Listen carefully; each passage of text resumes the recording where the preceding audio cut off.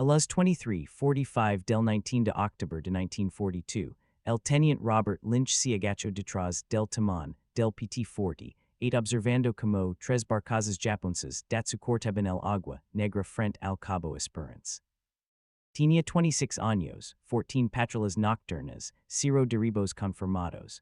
Las barcazas transportaban 60 soldados y munición para reforzar Guadalcanal. Cada barcaza levaba una ametralladora pesada tipo 92 y un blindaje de placa de acero lo suficientemente grueso como para detener balas de fusil. Lynch tenía 4 torpedos Mark 8 montados en el PT-48. Cada torpedo pesaba más de 2 libras y levaba una cabeza de guerra de TNT de 466 libras. La profundidad mínima de ajust era de 10 pies. Las barcazas japonesas calaban 5 pies de agua. Sus torpedos pasarían directamente por debajo de ellas. A mediados de octubre de 1942, el Escuadrón 3 de lanchas torpederas había perdido 6 barcos en las aguas alrededor de Guadalcanal. Habían muerto 17 marineros. El patrón era simple.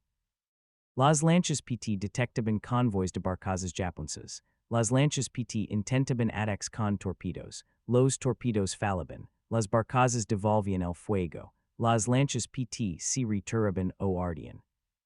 Las ametralladoras Browning Dobles caliber .50 montadas en el PT-48 podían disparar 850 disparos por minuto. Contra barcos de pesca de madera, devastadoras, contra barcazas datsu blindadas, ineficaces. Las balas caliber .50 disparaban contra la placa de acero y no hacían nada. Las fuerzas japonesas realizaban misiones de suministro por el slot todas las noches. Los estadounidenses lo llamaban el expreso de Tokio. Destructors y cruceros rápidos levaban tropas, munición y alimentos bajo la cobertura de la oscuridad.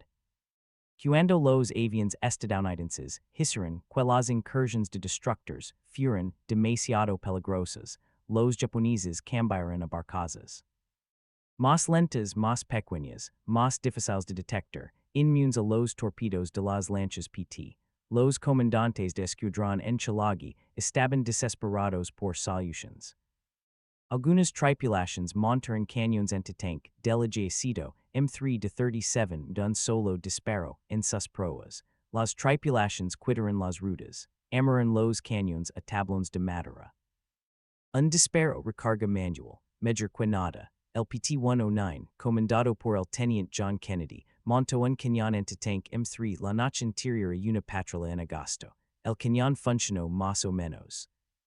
La tripulación de Kennedy podía disparar una ronda. Luego tenían que recargar manualmente mientras las ametralladoras japonesas rociaban el barco. No era sostenible. El verdadero problema era matemático. Una barcaza datsu podía transportar 60 soldados completamente armados o 8 toneladas de suministros. Los japoneses estaban haciendo pasar de 20 a 30 barcazas por noche frente a Guadalcanal. Las lanchas PT tenían que hundir múltiples barcazas por patrulla para interrumpir las líneas de suministro. Los cañones de un solo disparo no podían hacer eso. El aeródromo Henderson estaba a 3 millas tierra adentro desde Punta Lunga. Los marines habían capturado el aeródromo el 7 de agosto. Para octubre el campo era un cementerio. Aviones destrozados alineaban la plataforma de la pista. Las incursiones de bombardeo japonesas golpeaban Henderson casi a diario. Bombarderos Betty, causa 0. Los estadounidenses ponían en el air todo lo que podían volar. P-400 Airacobra, F-4F Wildcat, aviones dañados se estrellaban al aterrizar. Algunos ardían, otros simplemente morían. Decenas de casas del P-39 Airacobra yacían hechos pedazos alrededor del aeródromo Henderson. El Airacobra era un avión extraño. El motor estaba detrás del piloto. El eje de la hélice corría por debajo de la cabina. Este diseño inusual creaba espacio en el morro para algo notable. Un cañón automático Oldsmobile M4 de 37, disparando a través del buge de la hélice. El cañón M4 podía disparar 150 rondas por minuto, 30 rondas por cargador con forma de herradura, velocidad inicial de 2 pies por segundo. El cañón estaba diseñado para destruir blindage lidro y aeronaves, munición de alto explosivo, munición perforante, potencia de fuego devastadora. Si quieres ver cómo Lynch y su tripulación resolveron el problema de las barcazas, por favor pulsa el botón de me gusta. Nos ayuda a compartir más historias olvidadas de la Segunda Guerra Mundial. Suscribit si on no lo has hecho, volviendo a Lynch. La mayoría de los restos de P-39 en Henderson eran perdidos totales. Motors gripados, alas arrancadas, fuselage rotos, pero los cañones estaban intactos. Sistemas hidráulicos de retroceso, mecanismos de alimentación, conjuntos de cañón, todo lo necesario para hacerlos funcionar. El 20 de octubre, Lynch caminó por el aeródromo Henderson al amanecer. Canto 23 Airacobra destrozados, algunos levaban ali semanas. Los mecánicos ya habían retirado piezas útiles, instrumentos, radios, cables de control. Nadie había tocado los cañones. Eran armas de avión. No había puntos de montaje en las lanchas PT. No había doctrina para su instalación. No había aprobación oficial. Lynch se paró junto a un P-39 con el morro enterrado en coral. El cañón de 37 sobresalía del buge de la halas como un dedo de acero. Hizo los calculos. 150 rondas por minuto. Cargador de 30 rondas. Fuego automático. Miro de vuelta hacia el agua donde el PT-40 esperaba en el mule. Tres mecánicos de su tripulación lo observaban. Sabían lo que estaba pensando. A las 14:00 de esa tarde, Lynch se acercó al comandante Alan Calvert, oficial al mando del Escuadrón 3. No había formularios para esto, ningún sistema de adquisiciones, ningún canal oficial, solo una pregunta simple y una necesidad desesperada. Para las 16:30, cuatro tripulaciones de lanchas PT caminaban por el aeródromo Henderson con soplits de corte y laves inglesas, tenían hasta el anochecer. El cañón Oldsmobile M4 pesaba 213 libras sin munición. El sistema hidráulico de retroceso añadía otras 40 libras. El mecanismo de alimentación otras 30. Peso total de un conjunto completo de cañón de un P-39 Airacobra aproximadamente 280 libras. El PT-48 era una lancha elco de 80 pies, con casco de madera construido, con dos capas de tablones de caoba de 1 pulgada. La cubierta era de contrachapado de 3/4 de pulgada sobre cuadernas de roble espaciadas, cada 2 pies. Los ingenieros navales habían calculado la carga máxima de cubierta para torretas de ametralladoras calibre .50. Nadie había calculado la carga para un cañón automático de 280 libras, disparando 150 rondas por minuto. El sargento técnico James Coogan había mantenido aviones P-39 en el campo Selfridge, en Michigan antes de la guerra. En octubre de 1942, estaba asignado al aeródromo Henderson como armero de aeronaves. Conoce cada perno y cada línea hidráulica del conjunto del cañón Airacobra. Cuando la tripulación de Lynch llegó al aeródromo esa tarde, Coogan fue el primer hombre que encontraron. El primer P-39, al que se acercaron había recibido un impacto de cañón de 20, a través de la cabina 3 semanas antes. El piloto había muerto en el impacto. Nadie había movido el resto. Coogan se arrastró dentro de la sección del morro con un jugo de laves y un soplit de corte. El cañón M4 estaba montado en la carcasa del reductor del motor del avión con 8 pernos de acero de alta resistencia. Cada perno requería una lave de 15-16 de pulgada. Coogan tenía una de 3/4 de pulgada, suficientemente cerca en tiempo de guerra. Cuando el cañón requería desconectar las líneas hidráulicas de retroceso, el cable de carga, el conducto de alimentación de munición y el cableado del solno de disparo. Luego cortar el soporte del motor. El trabajo tomó 2 horas por avión, les quedaban 6 horas de las diurna. Lynch asignó a 8 hombres al trabajo, 2 hombres por resto, 4 cañones antes del anochecer si todo salía perfectamente, nada salió perfecto. El segundo P-39 había estado sentado bajo el calor tropical durante 11 días. el fluido hidráulico si había coagulado en el sistema de retroceso, el cable de carga si había corroído. Cuando el equipo de Cugin intentó retirar el cañón, los pernos de montaje se habían agotado por la expansión térmica, necesitaban aceite penetrante. El aeródromo Henderson no tenía aceite penetrante, usaron gasolina de aviación, y esperaron 20 minutos, los pernos se aflojaron apenas. A las 17:30, habían retirado 3 conjuntos completos de cañón M4 de Airacobras destrozados. Cada cañón yace sobre el coral junto a la plataforma de la pista del aeródromo Henderson. Cugin inspeccionó los mecanismos. El cilindro hidráulico de retroceso del primer cañón mostraba una grieta capilar, inutilizable. El mecanismo de alimentación del segundo cañón tenía una uña doblada. Reparables con una lima y 30 minutos. El tercer cañón estaba impecable. Las lanchas PT no tenían puntos de montaje diseñados para cañones de avión. La cubierta de proa delante de la caseta de cartas era contrachapado, plano sobre largueros de roble. Lynch necesitaba un montaje de pedestal que pudiera absorber las fuerzas de retroceso, permitir rotación de 360 degrees y sobrevivir a la flexión de un casco planador, golpeando olas a 40 nudos. El taller mecánico del aeródromo Henderson consistía en un torno, un taladro de columna y un equipo de soldadura alimentado por un generador diésel. El taller había construido soportes de motor para aviones dañados, reparado bujes de hélice, fabricado soportes para radios y cámaras de armas. Ahora necesitaban construir un montaje de cañón naval.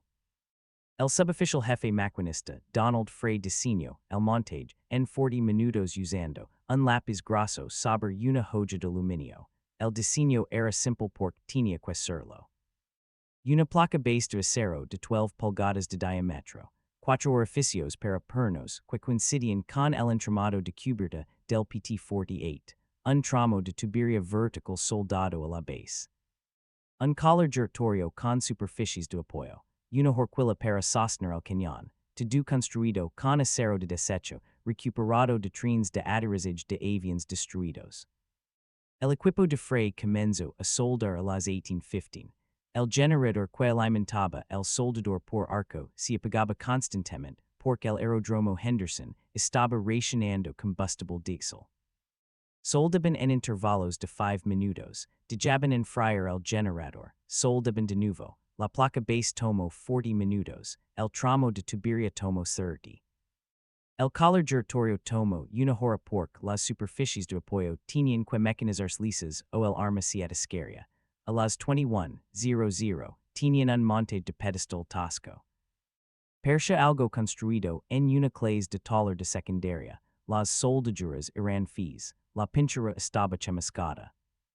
El collar giratorio tenía 3 degrees de holgura, pero sostendría un cañón de 280 libras, y giraría, probablemente, cargaron el cañón y el montaje en un camión 6x6. Tres marineros viajaron en la parte trasera, sosteniendo el cañón para evitar que rebotara en el camino irregular hacia el mule. El PT-40 esperaba en Chilagi, al otro lado del Iron Bottom Sound. El camión ligó al mule en Punta Lunga a las 22:30. Una lancha Higgins levó el equipo a través del agua. Lynch estaba esperando en el PT-48 cuando ligó el cañón.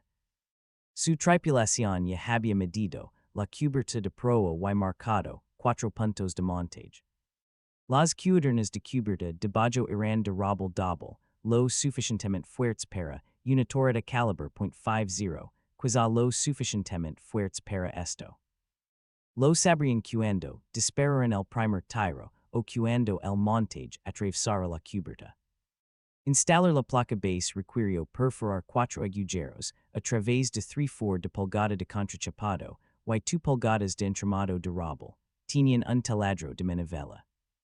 Tomó 30 minutos por agujero, 2 horas en total. A las 01:15 del 21 de octubre, la placa base estaba atornillada. Levantaron el cañón sobre el montaje. El collar encajó, la horquilla sostuvo. El cañón elevaba y descendía, giraba, no suavemente, pero se movía. La munición era un problema que nadie había resuelto todavía.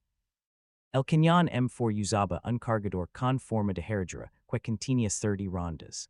Los cargadores se almacenaban en la bodega de munición del P-39 detrás de la cabina. Cada cargador pesaba 40 libras cuando estaba cargado. El PT-48 no tenía bodega de munición, ni almacenamiento de cargadores, ni sistema de recarga rápida. Apilaron 6 cargadores cargados en la cubierta junto al montaje del cañón. En combate, un cargador pasaría los cargadores a mano mientras el artillero disparaba. Tosco, pero funcional quizá. A las 02:00 del 21 de octubre de 1942, el PT-48 tenía el primer cañón automático de avión jamás montado en una lancha torpedera de patrulla de la Marina de los Estados Unidos. Habían pasado 9 horas desde el rescate en el aeródromo Henderson hasta la instalación. El arma no había sido probada. El montaje no había sido sometido a pruebas de desfuso. La tripulación no tenía entrenamiento con el arma. Nada de eso importaba. Las barcas japonesas estaban transportando suministros esa noche. El PT-48 zarpó de Chalagi a las 22:00 del 21 de octubre. El Escuadrón 3 envió 4 lanchas de patrulla esa noche, PT-40, PT-46, PT-48 y PT-60, formación estándar, 2 lanchas al norte de la isla Savo.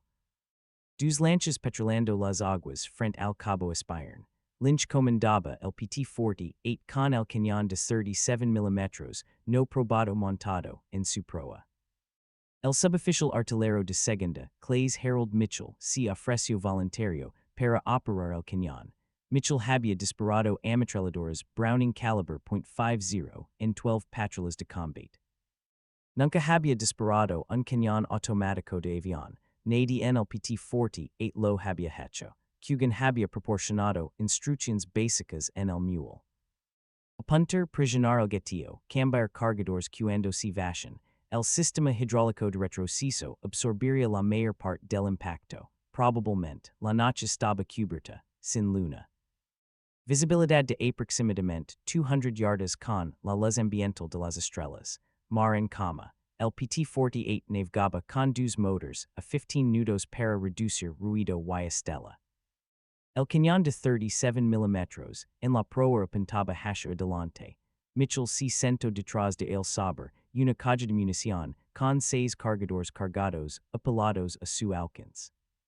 A las 23:55, el operador de radar del PT-48 detectó contactos de superficie, con rumbo 320 degrees a 4 yardas. 4 contactos, velocidad aproximada de 8 nudos. Lynch alteró el rumbo para interceptor. Los contactos eran consistentes con barcazas, datsu transportando suministros por el slot. La doctrina estadounidense para ataques de lanchas PT requería acercarse a 1 yardas antes de lanzar torpedos. El alcance óptimo del torpedo era de 800 yardas. Acercarse más aumentaba la probabilidad de impacto pero exponía la lancha PT al fuego de respuesta. Contra barcazas con torpedos que no podían alcanzarlas, la doctrina era inútil. Lynch necesitaba acercarse lo suficiente para que Mitchell pudiera disparar el cañón con eficacia. A 3 yardas, Lynch podía ver las barcazas silutidas contra el agua más oscura. 4 barcazas de su tipo en formación en línea. Cada barcaza tenía 49 pies de eslora, con una manga de 14 pies, impulsada por un solo motor diésel. Velocidad máxima 12 nudos. Cada barcaza llevaba una ametralladora pesada tipo 92, montada a media eslora. Las barcazas transportaban tropas. Lynch podía ver las formas de hombres sentados en la cubierta. El PT-48 cerró a 1.5 yardas. Mitchell cargó el cañón de 37 usando la palanca manual de carga. El mecanismo funcionó. La primera ronda se alojó en la recámara. Quitó el seguro. El cañón estaba listo para disparar. Nadie sabía que pasaría después. A 1 yardas, la barcaza japonesa lighter detectó al PT-48. La ametralladora tipo 92 abrió fuego. Las balas de 77 cosieron el agua a 30 yardas por delante de la lancha PT. Los trazadores del arma dibujaron líneas naranjas sobre el agua negra. Lynch mantuvo el rumbo. Ahora estaba comprometido. Mitchell abrió fuego a 800 yardas. El cañón de 37 rugió. El fogonazo iluminó toda la cubierta de proa de blanco. El retrociso empujó el arma hacia atrás en su montaje. La cubierta se flexionó. El montaje de pedestal aguanto. El cañón disparó. Mitchell mantuvo el dedo en el gatillo. El M4 ciclo a 150 rondas por minuto, 2 media rondas por segundo. El cargador en forma de herradura continua, 30 rondas. Mitchell vació el cargador en 12 segundos. Las rondas de alto explosivo impactaron la barcaza lighter a lo largo de su línea de flotación. Cada ronda explodó al impactar. Las primeras 3 rondas atravesaron el blindage de placa de acero como si fuera cartón. La cuarta ronda detonó dentro del compartimento de tropas. El tanque de combustible diésel de la barcaza se incendió. Una llama naranja brotó del centro de la barcaza. Los hombres saltaron al agua. La barcaza continuó avanzando otros 50 yardas, ardiendo. Luego se asentó de proa y se detuvo. Mitchell arrancó el cargador vacío del cañón. El sistema de alimentación en herradura se desprendió limpiamente. Agarró el segundo cargador y lo encajó en el mecanismo de alimentación. El proceso de carga tomó 8 segundos. Demasiado tiempo. En combate, 8 segundos eran una eternidad, pero funcionó. La segunda barcaza en la formación japonesa giró bruscamente babor, intentando escapar. El timonel del PT-48 siguió. Lynch cerró a 600 yardas. Mitchell disparó el segundo cargador. 30 rondas en 12 segundos. 22 rondas impactaron la barcaza. El blindage de la barcaza detuvo las primeras 5 rondas. La sexta penetró. La séptima encontró algo volátil. La barcaza explodó. No ardió. Explodó. La explosión fue visible a miles de distancia. Cocción de munición. La barcaza se desintegró. La tercera y cuarta barcaza se dispersaron. Una giró al norte hacia la isla Savo. Una giró al sur hacia Guadalcanal. El PT-48 persiguió la barcaza del sur. Mitchell cargó su tercer cargador. El calor giratorio del montaje se estaba agotando por la expansión térmica. Tuvo que forzar el arma para seguir el blanco. Las superficies de apoyo, que fray había mecanizado, y se estaban desgastando bajo el estrés del combate. A 700 yardas, Mitchell disparó el tercer cargador. La barcaza devolvió el fuego con su ametralladora tipo 92. Las balas de 77 impactaron la proa del PT-48. Una ronda atravesó la cubierta de contrachapado, 18 pulgadas de la posición de Mitchell. No dejó de disparar. Las rondas de 37 recorrieron la barcaza de popa a proa. El motor de la barcaza se detuvo. La barcaza perdió arrancada y derivó. Los hombres estaban abandonando al agua. La barcaza no se hundió, pero ya no era efectiva para el combate. El PT-48 rompió el ataque a las 02:20. Mitchell había disparado 90 rondas del cañón de 37, 3 cargadores. El arma no se había atascado. El montaje no había fallado. La cubierta no se había colapsado. 2 barcazas japonesas fueron destruidas. Una barcaza fue inutilizada. 0 bajas estadounidenses. Lynch radiofonio al comandante Calvert en Chalagi. La transmisión fue breve. El cañón de avión recuperado funcionó. Funcionó mejor de lo que nadie había esperado. Para las 03:00, cada comandante de lancha PT del Escuadrón 3 estaba exigiendo un cañón M4 para su barco. El problema era que el aeródromo Henderson solo tenía 23 Airacobra destrozados. El Escuadrón 3 tenía 12 lanchas PT operativas.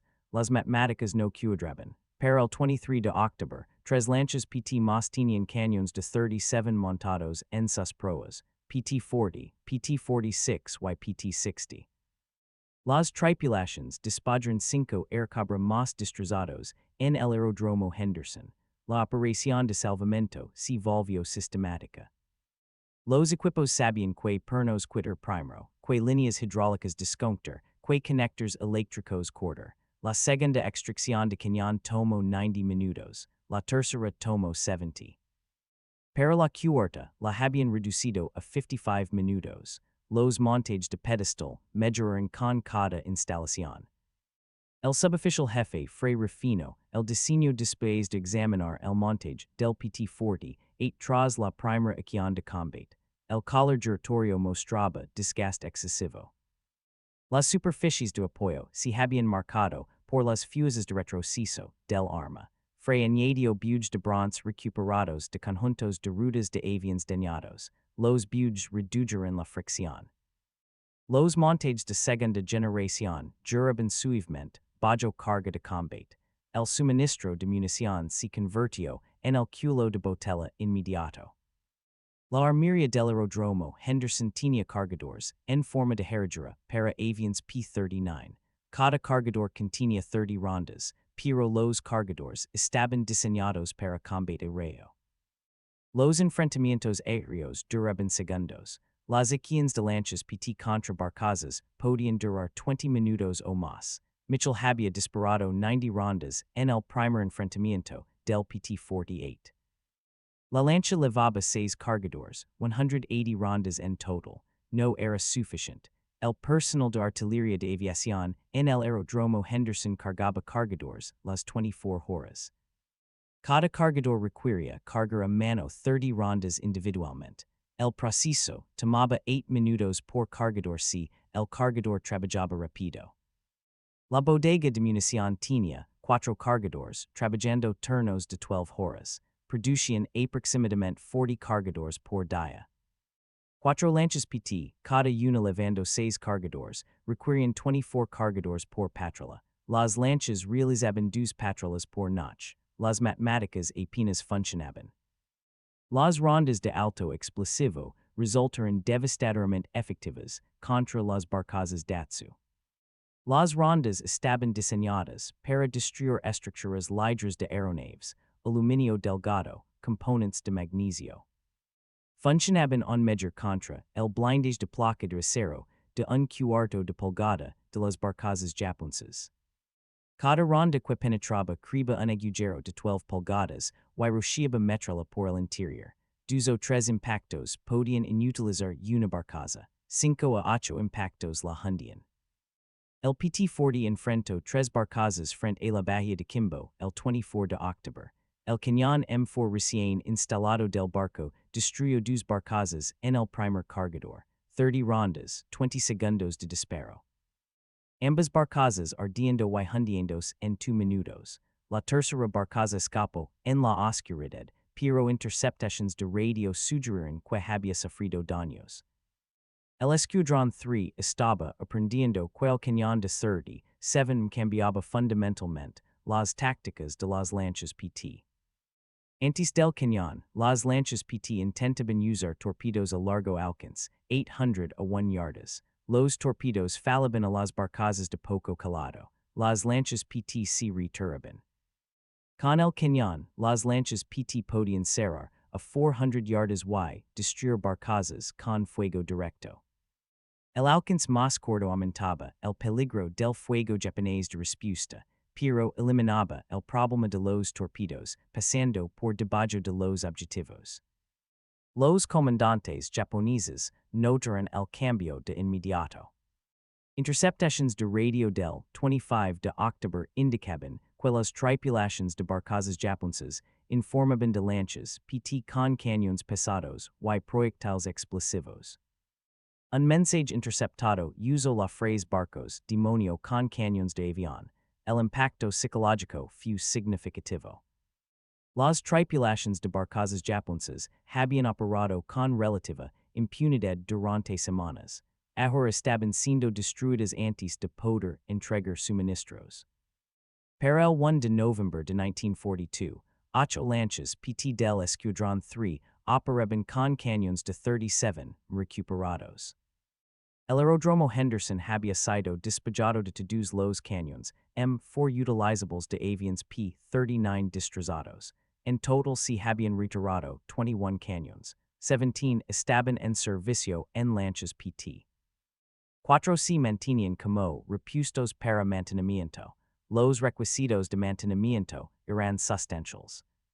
El cañón M4 estaba diseñado para servicio aéreo con amplio apoyo de personal de tierra entre misiones. Las lanchas PT operaban durante días en bases avanzadas con instalaciones de mantenimiento mínimas. El agua salada corroya, los sistemas hidráulicos de retroceso. El calor tropical degradaba, los celos de goma. El polvo de coral abrasaba, los mecanismos de alimentación. Los artilleros aprendieron a desmontar y mantener las armas en campaña con herramientas improvisadas. El sargento técnico Kugan se trasladó del aeródromo Henderson a Chalagi a principios de noviembre específicamente para apoyar el mantenimiento de cañones de lanchas PT. Estableció un pequeño taller en un cobertizo de metal corrugado cerca del muelle de las lanchas PT. El taller tenía un banco de trabajo, un tornillo de banco y herramientas manuales básicas.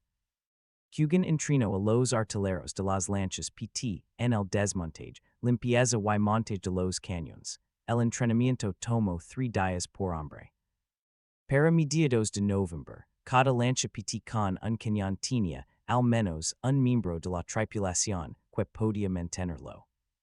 El éxito de la modificación de campo ligó rápidamente a los mandos superiores. El comandante de las fuerzas de lanchas torpederas del Pacífico Sur revisó los informes posteriores a la acción del Escuadrón 3. 8 patrullas, 23 barcazas japonesas enfrentadas, 14 barcazas destruidas, 6 barcazas dañadas, 3 barcazas escaparon, 0 lanchas PT perdidas en esas acciones. El cañón de 37 se demostró estadísticamente. El 18 de noviembre, el comandante de las fuerzas de lanchas torpederas del Pacífico Sur envió un despacho al Bureau of Ordnance en Washington. El despacho estaba clasificado como confidencial. Detallaba la modificación de campo, describía los resultados de combate, solicitaba aprobación oficial para la instalación y la adquisición formal de cañones, M4 para uso en lanchas PT. La solicitud incluía planos técnicos del diseño del montaje de pedestal, datos de consumo de munición, requisitos de mantenimiento, todo lo necesario para la adopción institucional. El Bureau of Ordnance recibió el despacho el 23 de noviembre. El proceso burocrático que siguió normalmente habría tomado meses. Revisión de diseño, análisis de seguridad, planificación de adquisiciones, programación de producción, pero los resultados de combate de Guadalcanal eran innegables. Las lanchas PT con cañones de 37 me estaban distrayendo barcazas japonesas a un ritmo sin precedentes. La modificación de campo funcionó. El 7 de diciembre de 1942, exactamente un año después de Pearl Harbor, el Bureau of Ordnance autorizó la producción de montajes de pedestal estandarizados para cañones M4 en lanchas PT. El montaje sería fabricado por un contratista en Rhode Island, producción inicial de 100 unidades, plazo de entrega 90 días. Pero las lanchas PT en el Pacífico Sur necesitaban los cañones ahora, no en 90 días. El Escuadrón 6 de lanchas torpederas ligó a Chalagi a mediados de diciembre de 1942. Dos lanchas, tripulaciones nuevas, armamento estándar, torretas dobles caliber .50y, cañones Oerlikon de 20, sin cañones de avión de 37. El escuadrón se había desplegado desde la costa este esperando combatir con torpedos. En cambio, encontraron al escuadrón 3 destruyendo barcazas con cañones recuperados. El comandante del escuadrón 6 solicitó la instalación inmediata de cañones para sus lanchas. El problema seguía sin cambios. El aeródromo Henderson no tenía más aviones P-39 destrozados para rescatar. Cada Airacobra volable estaba en servicio con la 13 a fusilería. Los comandantes de escuadrón no podían quitar cañones a aviones operativos. El suministro de cañones recuperados había llegado a su límite. La solución vino de una fuente inesperada, Nueva Caledonia. La isla servía como un importante depósito de suministros para las operaciones del Pacífico Sur. En noviembre, ligó un barco de carga que transportaba piezas de repuesto para casas P-39 dañados. El envío incluía 12 conjuntos completos de cañón M4, nuevos, recién salidos de fábrica, todavía empaquetados en conservante de Cosmolina. Los cañones estaban destinados a la reparación de aeronaves. Los comandantes de lanchas PT los querían en su lugar. El proceso de requisición se volvió creativo. Oficialmente, los cañones se asignaron para mantenimiento de P-39 en el aeródromo Henderson. Extraoficialmente, nunca llegaron al aeródromo Henderson. Un hidroavión Catalina transportó los cañones directamente a Chilagui.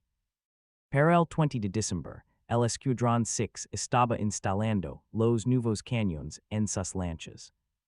No se requirió rescate, ni soplets de corte, ni montajes improvisados, solo instalación adecuada usando el diseño mejorado del montaje de pedestal. La diferencia entre cañones recuperados y nuevos fue inmediatamente evidente. Los cañones recuperados del aeródromo Henderson mostraban desgaste, celos hidráulicos degradados. Mecanismos de alimentación dañados en accidentes. Estriado del cañón desgastado por uso en combate. Los cañones nuevos de Nueva Caledonia estaban impecables. Los sistemas hidráulicos funcionaban suavemente. Los mecanismos de alimentación ciclaban perfectamente. Los cañones rendían exactamente como estaban diseñados. Para enero de 1943, 24 lanchas PT que operaban en las Islas Salomón tenían cañones de 37 mm. El Escuadrón 3 con 8 lanchas, el Escuadrón 6 con 12 lanchas, el Escuadrón 2 con 4 lanchas. La capacidad de destrucción de barcazas se extendió a toda la fuerza de lanchas PT en el Pacífico Sur. Las operaciones de suministro japonesas enfrentaron destrucción sistemática. Informes de combate de enero documentaron el impacto. 37 patrullas de lanchas PT enfrentaron barcazas japonesas. 41 barcazas destruidas, 19 barcazas dañadas, 8 barcazas escaparon. El cañón de 37 dio a las lanchas PT una capacidad ofensiva que nunca habían tenido solo con torpedos. Más importante aún, las pérdidas de lanchas PT disminuyeron. De septiembre a noviembre, el Escuadrón 3 perdió 6 lanchas.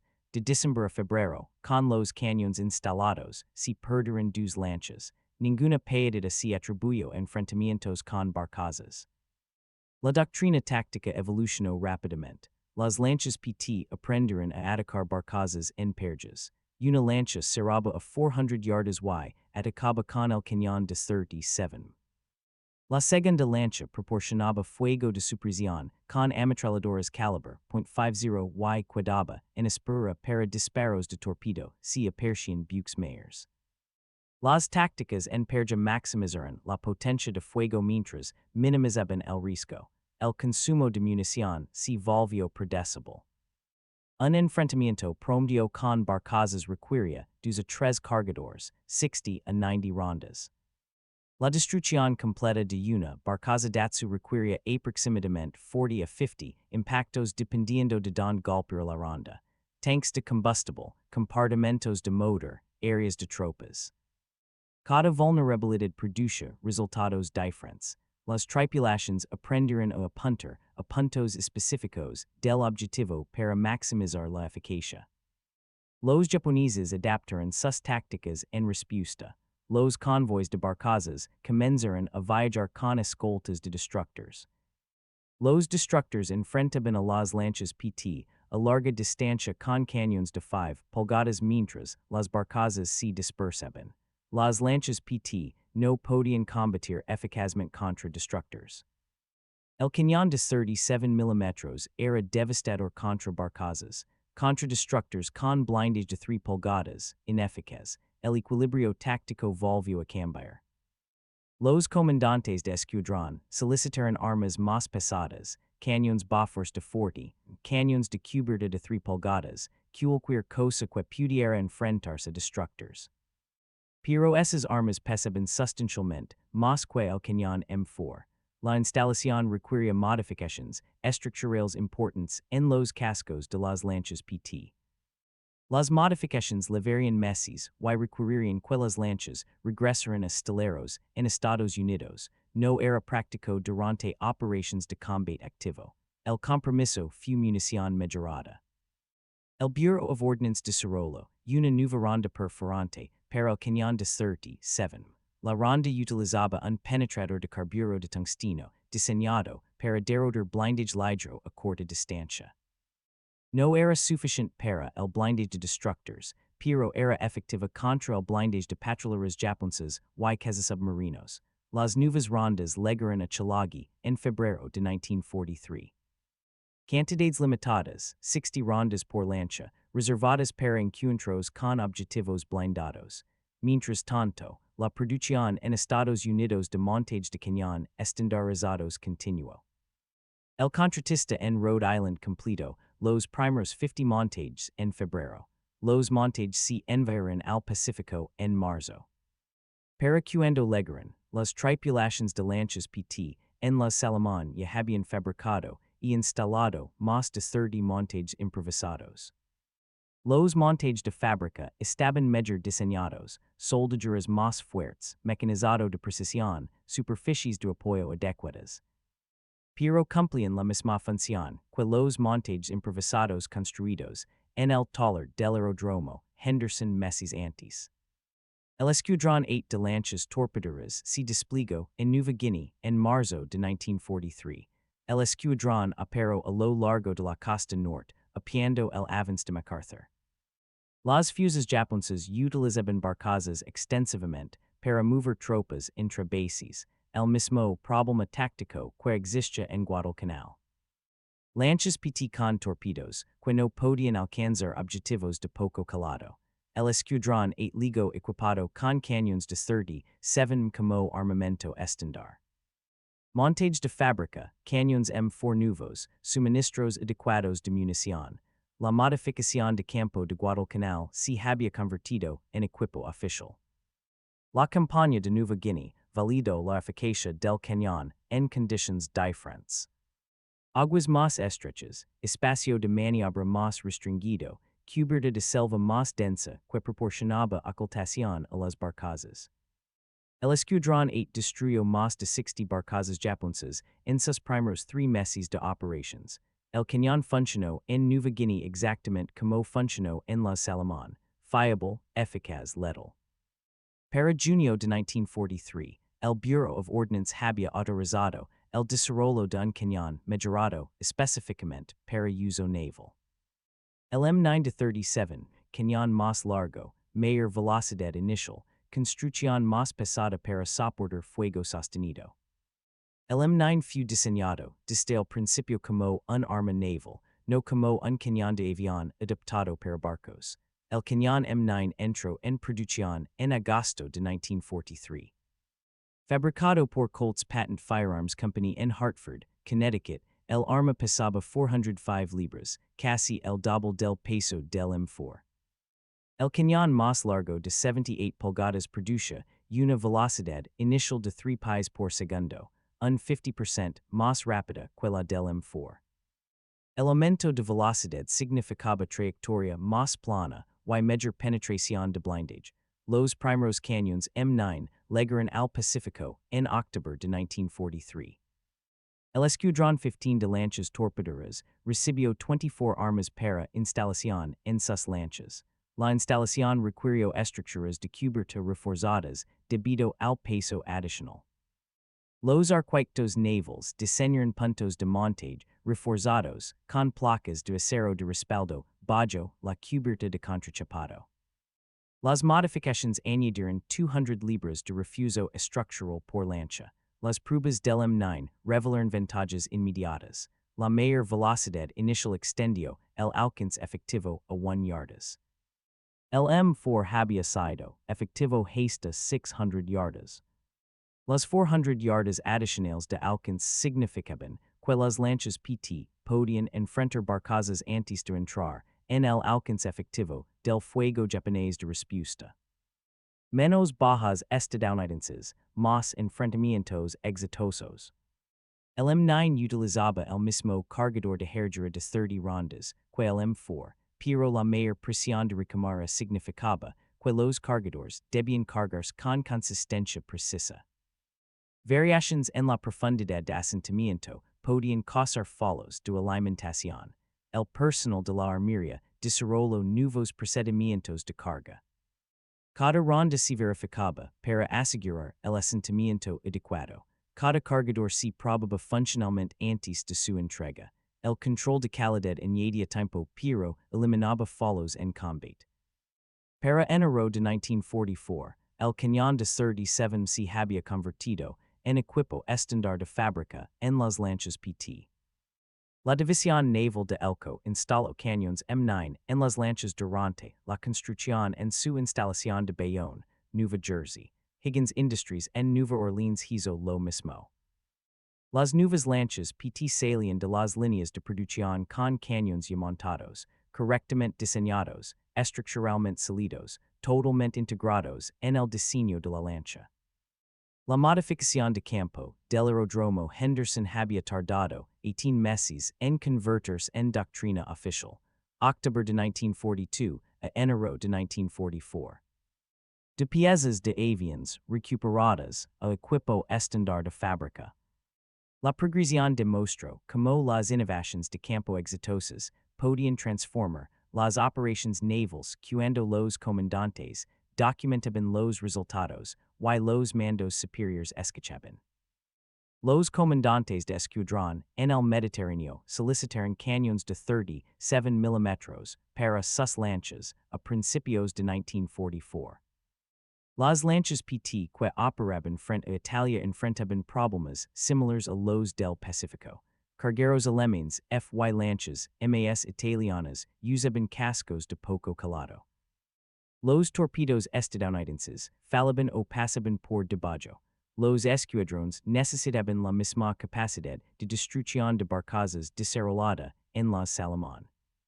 Los escuadrones 22 y 29 de lanchas torpederas recibieron cañones M9 en marzo de 1944. El entorno táctico del Mediterráneo difiere significativamente del Pacífico. Mares más estrechos, defensas enemigas más concentradas, artillería costera más pesada, pero la eficacia fundamental del cañón permaneció sin cambios. Alta cadencia de fuego, proyectiles explosivos, efectivos contra objetivos ligeramente blindados. Las lanchas PT del Mediterráneo enfrentaron convoys alemanes frente a la costa italiana durante la primavera y el verano de 1944. Los cañones demostraron ser igualmente efectivos contra buques alemanes como lo habían sido contra barcazas japonesas. Un enfrentamiento frente a Anzio en abril demostró la capacidad del arma. El PT-208 enfrentó 4 cargueros alemanes que intentaban evacuar tropas de la cabeza de playa. El cañón M9 del barco destruyó 2 cargueros y dañó un tercero en un enfrentamiento de 15 minutos. Gasto total de munición 120 rondas. El regreso a Filipinas en octubre de 1944 devolvió a las lanchas PT a las mismas aguas donde la guerra había comenzado para ellas casi 3 años antes. Los escuadrones de lanchas torpederas operaron en el Golfo de Leyte apoyando la invasión. Las fuerzas japonesas utilizaron todas las embarcaciones disponibles para mover refuerzos, barcazas, pequeños cargueros, barcos de pesca, cualquier cosa que pudiera transportar tropas o suministros. Las lanchas PT con cañones de 37 mm destruyeron sistemáticamente este tráfico. En noviembre de 1944, estadísticas de operaciones tardías documentaron el impacto acumulativo del cañón. 36 lanchas PT en patrulla, 87 embarcaciones japonesas enfrentadas, 63 embarcaciones destruidas, 19 embarcaciones dañadas, 5 embarcaciones escaparon. Las lanchas PT lograron estos resultados con pérdidas mínimas. 2 lanchas dañadas por artillería costera, 0 lanchas perdidas por cañón de superficie. El cañón de 37 había cambiado fundamentalmente la supervivencia y la eficacia de las lanchas PT. La doctrina táctica continuó evolucionando. Para finales de 1944, las lanchas PT operaban con cargas de armas estandarizadas. Un cañón M9 de 37 m proa, un Bofors de 40 m popa, multiples posiciones de ametralladoras calibre .50, lanzacohetes. Las lanchas se habían transformado de plataformas de torpedos en cañoneras fuertemente armadas. La transformación comenzó con aquel primer cañón de avión recuperado en el PT-40 2 años antes. Los números de producción reflejaron el éxito del arma. Colt fabricó más de 1.5 cañones M9 entre agosto de 1943 y agosto de 1945. No to-dos fueron a lanchas pt. Algunos equiparon lanchas de desembarco, algunos fueron a patrulleras. Algunos a instalaciones de defensa costera, pero las lanchas pt recibiron asignación prioritaria por los resultados de combate lo justificaban. Las lanchas necesitaban las armas. Las armas funcionaban, para principios de 1945, el tráfico de barcos japoneses en Filipinas prácticamente había cesado. No por los japoneses dejaron de intentar mover suministros, sino por las lanchas pt destruían barcazas más rápido de lo que los japoneses podían reemplazarlas. El cañón de 37 creó una situación táctica en la que las embarcaciones de suministro de poco calado no podían sobrevivir. Las fuses japonesas recurren a suministros por submarinos y vuelos nocturnos, más costosos, menos eficientes, pero más seguros que las barcazas de superficie. La última gran operación de lanchas pt ocurrió en Borneo en junio de 1945. Fuses australianas y estadounidenses invadieron la bahía de Brunei. Las lanchas pt proporcionaron apoyo de fuego y patrullas antibarcazas. La resistencia japonesa fue menor de lo esperado, pocas barcazas que enfrentar. La guerra estaba terminando, pero las lanchas pt permanecieron listas con sus cañones. Las armas que habían comenzado como una improvisación desesperada se habían convertido en armamento naval estándar. 15 de agosto de 1945, Japón se rindió, la guerra terminó. 531 lanchas pt habían servido durante la Segunda Guerra Mundial, 99 se perdieron por acción enemiga, accidents o clima, 432 sobrevivieron, casi todas levaban cañones de 37. El arma que comenzó como improvisación de campo se había convertido en armamento definitorio. El análisis de posguerra realizado por el Bureau of Ships de la Marina examinó la eficacia de las lanchas pt en todos los títulos. El análisis cubrió de 1942 a 1945, 4 años de operaciones de combate, miles de patrullas, cientos de enfrentamientos. Las estadísticas revelaron un patrón claro. Las lanchas pt equipadas con cañones de 37 lograron tasas de destrucción significativamente más altas y tasas de bajas más bajas que las lanchas sin las armas. Los números fueron definitivos. Las lanchas pt que operaron de octubre de 1942 a septiembre de 1943 sin cañones destruyeron un promedio de 3 embarcaciones japonesas por patrulla. Las lanchas pt que operaron de octubre de 1943 a agosto de 1945 con cañones destruyeron un promedio de 18 embarcaciones por patrulla, 6 veces más efectivas. El cañón marcó esa diferencia. Las bajas estadounidenses reflejaron el mismo patrón. Las pérdidas de tripulación de lanchas pt en la campaña de la Salamón de agosto a septiembre de 1942 promediaron 42 marineros por semana. De octubre de 1942 a febrero de 1943, después de la instalación de los cañones, promediaron 17 marineros por semana, una reducción del 60%. Los cañones permitieron a las lanchas pt enfrentarse a distancias donde el fuego japonés de respuesta era menos efectivo. El número total de embarcaciones japonesas destruidas por lanchas pt con cañones de 37 super las 800 muertes confirmadas. Barcazas, pequeños cargueros, patrulleras, cazasubmarinos, lanchas de desembarco. La mayoría fueron barcazas. Las barcazas de la clase Datsu transportaban 60 soldados o 8 toneladas de suministros. 800 barcazas destruidas significaron 48 soldados que nunca llegaron a sus destinos o 6 toneladas de munición y alimentos que nunca llegaron.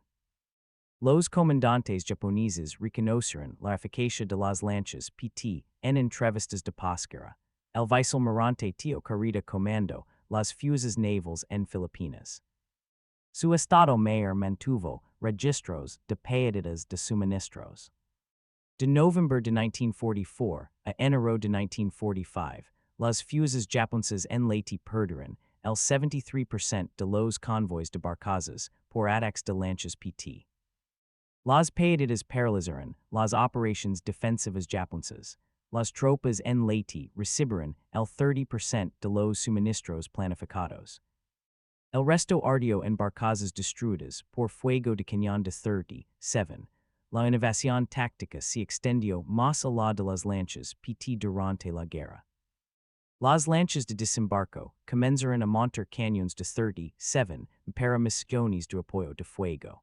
Las cañoneras LCI levaban múltiples cañones M9.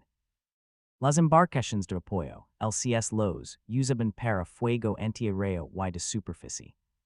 El arma que las tripulaciones de lanchas PT rescataron de casas estrellados en el aeródromo Henderson se convirtió en armamento estándar en docenas de clases de embarcaciones pequeñas. El teniente Robert Lynch sobrevivió a la guerra. Comandó el PT-48 durante toda la campaña de la Salamón, 15 meses de operations de combate, 47 patrullas, 19 derribos confirmados. Recibió la Cruz de la Marina por Aquians en noviembre de 1942. La situación mencionó, específicamente, la innovación de montar cañones de avión en lanchas PT. Lynch regresó a la vida civil en Filadelfia, trabajó como ingeniero eléctrico, murió en 1978. Nunca habló públicamente sobre la modificación del cañón. El sargento técnico James Coogan se trasladó del aeródromo Henderson a Chalagi y Paso, el resto de la guerra, manteniendo cañones de lanchas PT. Entrenó a más de 200 artilleros en procedimientos de mantenimiento de M4 y M9. Después de la guerra, Coogan permaneció en la fusilería, se retiró como sargento mayor en 1962. Conservó registros detallados de mantenimiento de su tiempo en Chalagi.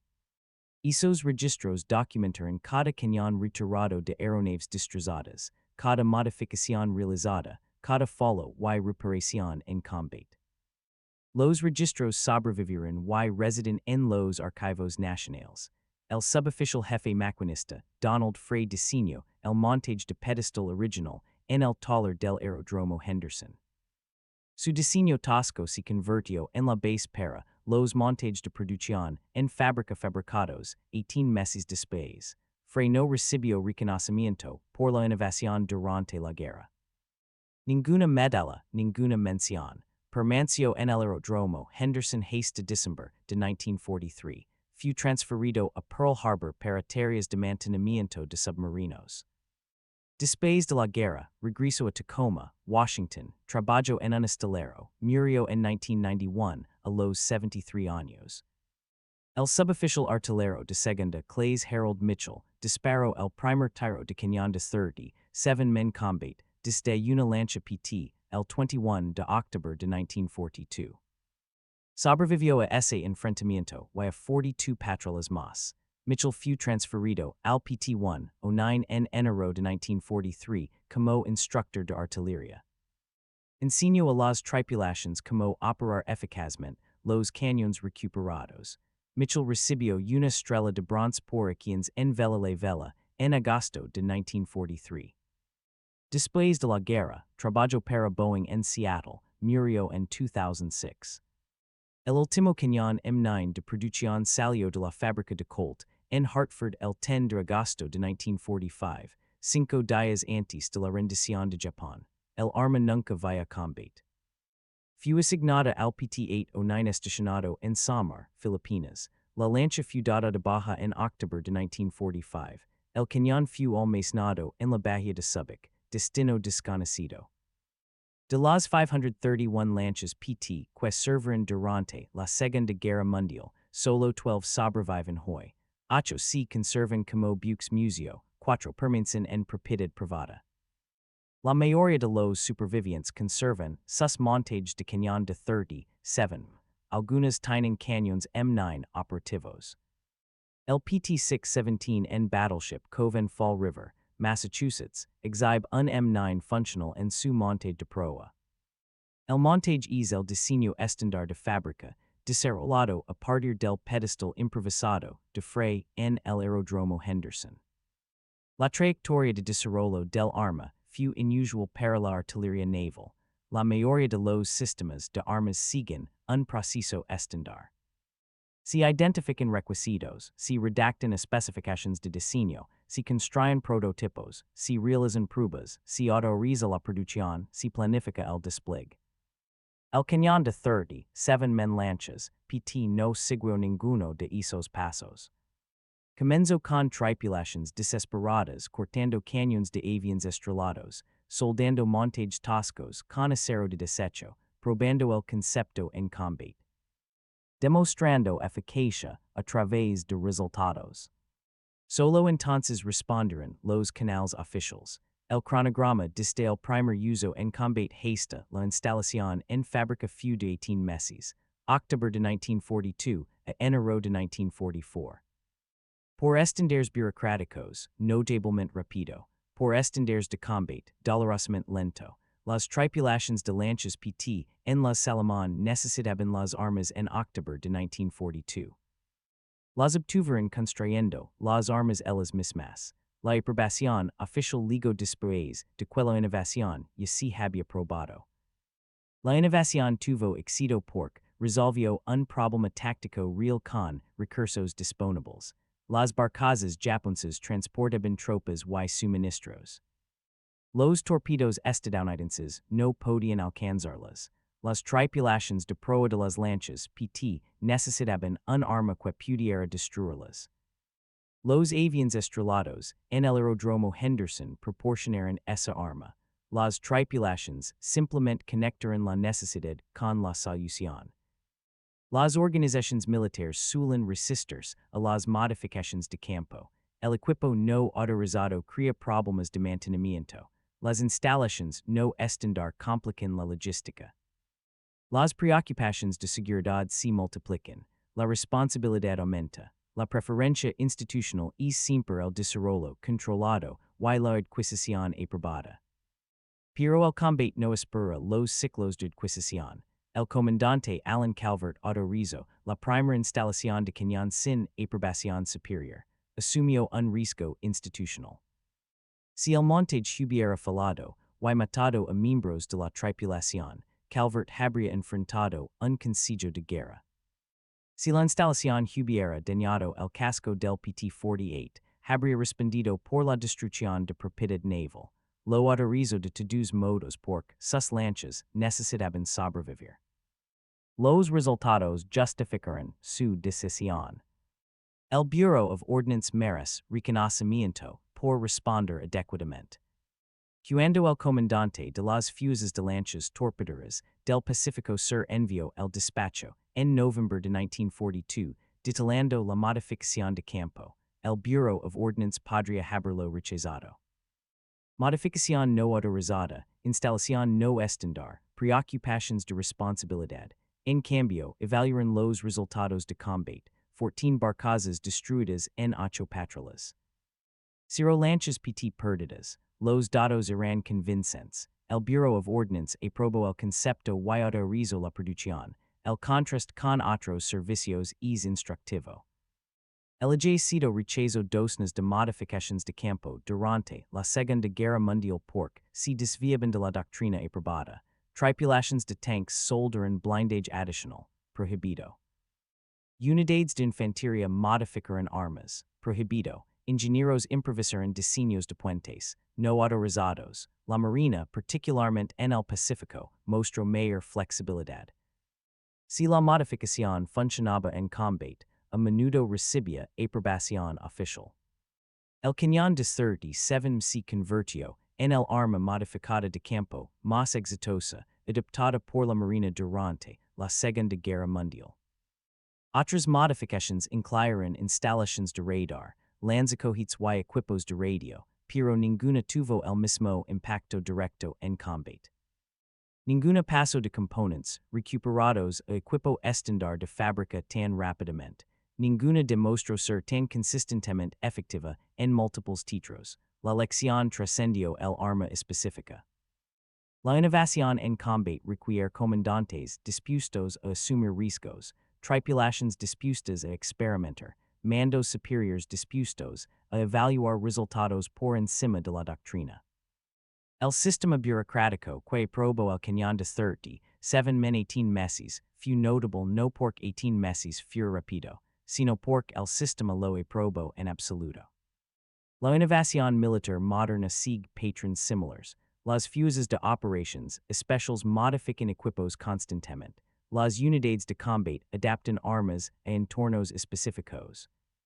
La diferencia entre innovaciones exitosas y falladas a menudo depende de la documentación y el apoyo del mando. Lynch documentó sus resultados. Calvert apoyó la modificación. El Bureau of Ordnance evaluó los datos. El sistema funcionó. Los marineros que improvisaron la primera instalación de cañón en el aeródromo Henderson en octubre de 1942 no auge el haber previsto que su modificación se convertiría en equipo estándar. Resolvieron un problema inmediato usando materiales disponibles. La innovación tuvo éxito porque el problema era real, la solución era práctica y los resultados eran medibles. 800 embarcaciones japonesas destruidas por lanchas PT con cañones de 37 mm probaron el concepto. Las lanchas PT se ganaron su reputación a través de innovaciones como el cañón de 37. Las lanchas en sí no eran tecnológicamente sofisticadas, cascos de madera, motors de gasolina, armas simples. Lo que las hizo efectivas fue la ingeniosidad de las tripulaciones, la disposición a adaptarse, a improvisar, a tomar piezas de aviones recuperados y hacerlas funcionar en barcos.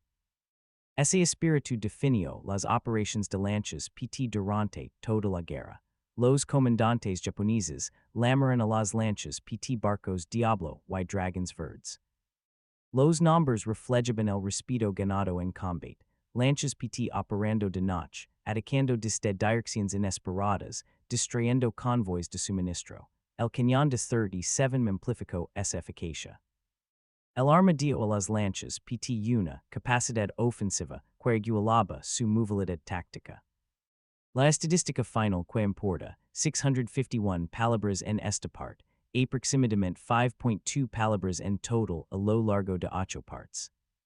La historia del cañón de 37 men lanchas PT requirió ese espacio porque la innovación no fue simple. Involucró a múltiples personas, desafíos técnicos, procesos burocráticos, pruebas en combate, adopción institucional. Cada paso importó, cada uno contribuyó al éxito. Si esta historia te conmovió como nos conmovió a nosotros, hazme un favor. Pulsa el botón de me gusta. Cada me gusta le dais a YouTube que muestra esta historia a más personas. Pulsa suscribirse y activa las notificaciones. Estamos rescatando historias olvidadas de archivos polvorientos todos los días. Historias sobre tripulaciones de lanchas PTY mecánicos de la marina que salvan vidas con cañones de avión recuperados y improvisación. Personas reales, innovación real. Dejan comentario ahora mismo y dinos desde donde estás viendo. Estás viendo desde Estados Unidos, Reino Unido, Canadá, Australia. Nuestra comunidad se extiende por todo el mundo. No eres solo un espectador, eres parte de mantener vivos estos recuerdos, dinos tu ubicación, dinos si alguien de tu familia sirvió en el Pacífico, solo haznos saber que estás aquí, gracias por mirar. Y gracias por asegurar de que Lynch, Mitchell, Frey y Cugin no desaparecen en el silencio. Estos marineros convertirán cosas estrellados en armas navales.